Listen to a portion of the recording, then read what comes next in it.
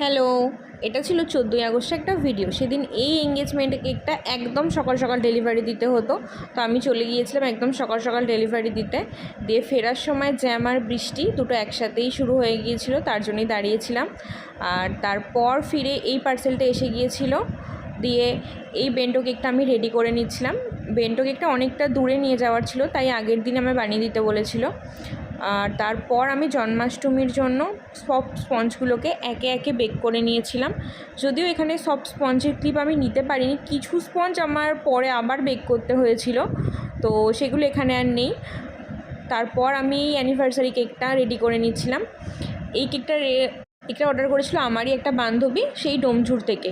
ও প্রতিবার আমার লোকেশান থেকে এসে কেক রিসিভ করে নিয়ে যায়, এবারেও এসেছিলো আমার লোকেশান থেকেই কেকটা রিসিভ করতে। তো তারপর ছিল এই টুটিয়ার কেকটার অর্ডার। এই টুটিয়ার কেকটাও একটা অর্ডার করেছিল একটা দিদি, সেই জগৎবল্লভপুর থেকে আমার লোকেশানে এসে দিদিও পিক করে নিয়ে গেছে কেকটাকে। আর তারপর আমি জন্মাষ্টমীর জন্য সব কেকগুলোকে একে একে ক্রাম কোট করে রেখেছিলাম ফ্রিজেতে।